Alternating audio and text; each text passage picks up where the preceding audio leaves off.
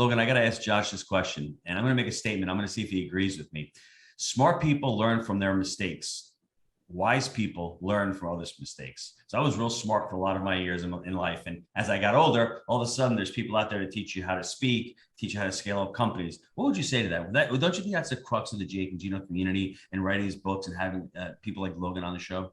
Man, I love that. And I think that's the shortcut to success. Find someone like Jake and Gino, like Logan, who has the results you're looking for. No need to go out there and reinvent the wheel.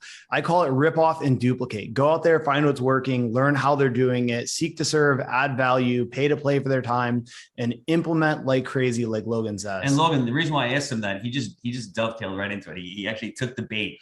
What he's doing is he's shortening the learning curve. He's getting back some of his time, but giving out money. So you have to think of it as when you're putting that money down, it's an investment. You're investing the money on the front end to get your time back on the back end. And you can take off not days, not months, years off of that cycle if you're willing to invest in yourself on the front end. And I've seen it time and time again from the Jake and Gino students, over 40,000 units.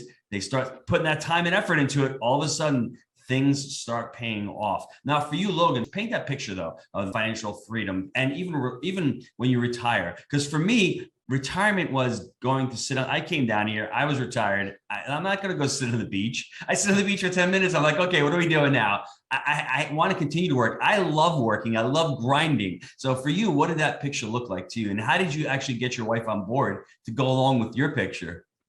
Yeah, I think that's a really good question, because I think it changes too, right? Like my ideal picture of what financial freedom was when I was not financial freedom is not what I'm doing today. It is like I can't not do anything. So I think for a lot of people that's fine. If you're not financially free, it might be you picture yourself now with the money to be able to provide the time where you can go sit on the beach.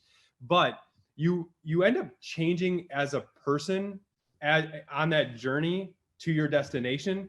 And then when you get to that destination, that change that's within you, there's something about now having all the time and want to make a difference, right? You want to make a difference in what you're doing. I found out I love the grind. Like I'm trying to disrupt property management. I'm building 2 different companies right now. I'm still growing my portfolio. Just closed on 82 units today. So I want to continue to do this. I spent 1.5 years writing this book.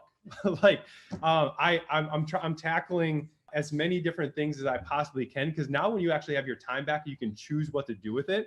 It's almost like you want to accomplish even more. But the key word is you get to choose all those things. Like you get to choose all those things. Nobody is telling you when you have to punch in and punch out.